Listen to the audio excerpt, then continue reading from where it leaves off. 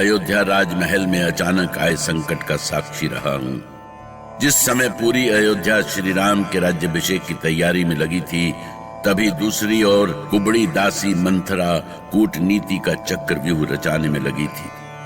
उसके मीठे विष का असर महारानी कैकेयी पर धीरे धीरे चढ़ने लगा था। वो भरत को युवराज बनाने के लिए सहमति दे चुकी थी, पर मंथरा इतने से ही मानने वाली नहीं थी। झूठ कहूं तो पाप लागे रानी, पर राम के वनवास के बिना भरत के युवराज होने का कोई अर्थ ही नहीं है। छी छी, ऐसी ऊंची बातें मैं महाराज से कैसे कहूंगी मंथरा? तो क्या तुम ये चाहोगी कि भरत युवराज होकर भी राम की चाकरी करे? चलो चलो मान लेती हूँ। हाँ, पर महाराज मेरी बात क्यों मानेंगे भला? उन्हें क्या पड़ी है कि मेरे पुत्र के लिए वो रघुवंश की परंपरा तोड़ दे? अरे रानी, मांगने पर तो भगवान भी वरदान देते हैं, फिर महाराज तो साधारण इंसान है। वैसे भी तुम्हें तो उनसे मांगने का अधिकार है। कैसा अधिकार? क्यों भूल गई रानी? तुम्हारे 2 वरदान आज भी उधार है महाराज पर, है ना? झूठ कहूं तो पाप लागे। देवासुर संग्राम को याद करो, जब तुम महाराज के साथ युद्ध में गई थी और वहां लंकापति रावण से सामना हुआ था।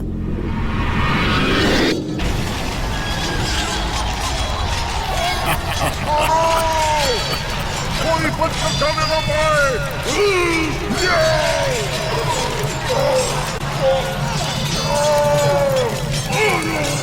छोड़ना नहीं किसी को।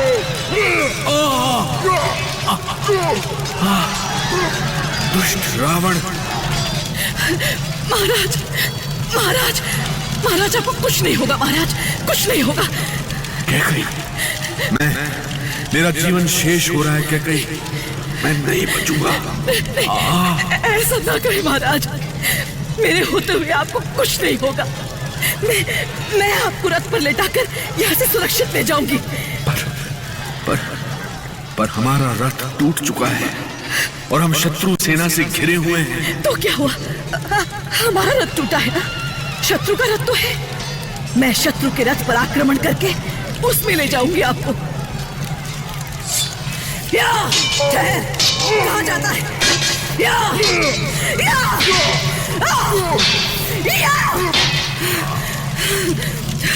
आइए महाराज, आइए।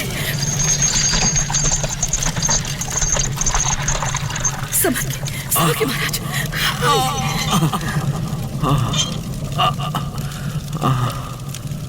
मैं तुम्हारा उपकार कभी नहीं भूल सकता कैकेयी। तुम्हारे हाथों से मुझे नया जीवन मिला है। रक्त का बहना रुक गया है महाराज, मैंने लेप लगा दिया है। कैकेयी, तुमने मुझे जीवन दान दिया है, मैं तुम्हें वरदान देना चाहता हूँ। महाराज, आपके जीवन से बढ़कर मेरे लिए और कोई वरदान नहीं है महाराज। ठीक है, अभी नहीं तो और कभी, जब भी चाहो मुझसे 2 वरदान मांग लेना। ये मुझ पर तुम्हारा ऋण है कैकेयी।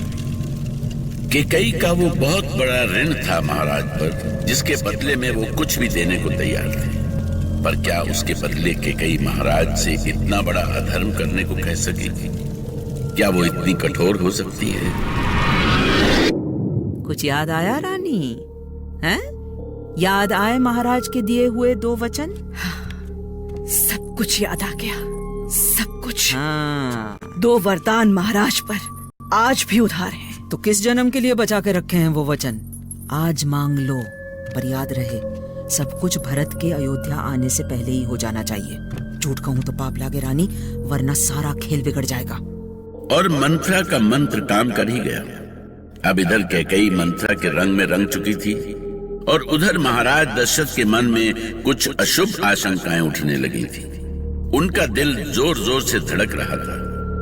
अपनी इस घबराहट को मन में दबाए हुए वो सीधे आर्य सुमंत के पास पहुंचे।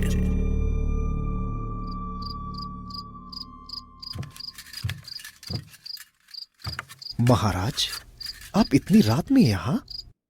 क्या कोई विशेष बात है? मन में कई आशंकाएं घुमड़ रही हैं सुमंत। लगता है जैसे मैं कुछ खोने जा रहा हूं। ये आप क्या कह रहे हैं महाराज? श्री राम के राज्याभिषेक के शुभ लग्न में आपके मन में ऐसी बातें? इस समय ऐसा क्या हो सकता है? किस आशंका की बात कर रहे हैं आप? राम के राज्याभिषेक की सूचना सुनकर पूरी अयोध्या खुशियां मना रही है, प्रजा में उल्लास है। पर आप चुप क्यों हो गए महाराज? सब कुछ ठीक ही तो चल रहा है। पर महारानी कैकेयी, उनकी कोई सूचना नहीं है। वो तो सदा आपकी शक्ति बनी है महाराज।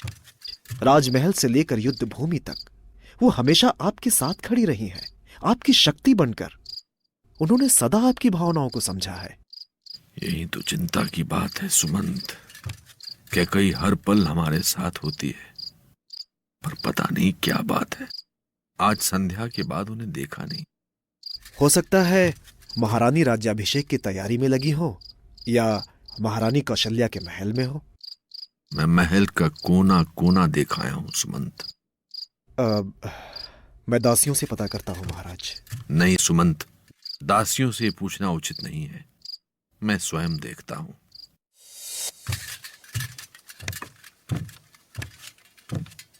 पूरा राजमहल तो प्रकाश से जगमगा रहा है, पर महारानी कैकेयी के कक्ष में अंधेरा, जाने कहां चली गई।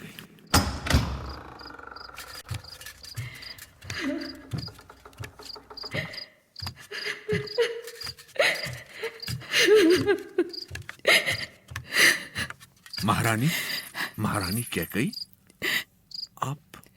आप यहां इस अंधेरे में? आप कुछ बोलती क्यों नहीं? क्या हुआ आपको? आपको देखने के लिए हमारी आंखें अधीर हो उठी हैं और आप... महारानी, क्या हो गया आपको? किसने आपका दिल दुखाया? कुछ बोलिए तो महारानी। प्रिय, छोड़ दीजिए मुझे मेरे हाल पर और लौट जाइए उल्टे कदमों से। मैं इसी लायक हूं। ये कैसी अशुभ बातें कर रही हैं आप? आज पूरा अवध राम के राज्याभिषेक की घोषणा से खुशी में झूम रहा है और आप यहां बालों को बिखेरे कैसी दशा बना रखी है। मेरी ओर देखिए तो सही। बस मुझे इतना बता दीजिए कि आपके शोक का कारण कौन है? आप हैं इस शोक का कारण। मैंने कहा ना, मुझे मेरे हाल पर छोड़ दीजिए। पुरुष के भाग्य और प्रिया के चरित्र को कोई नहीं समझ सकता, फिर दशरथ कैसे समझते? अपने मन की सच्ची भावनाओं के साथ राम के राज्याभिषेक की घोषणा करके वो जो कर सकते थे कर चुके थे।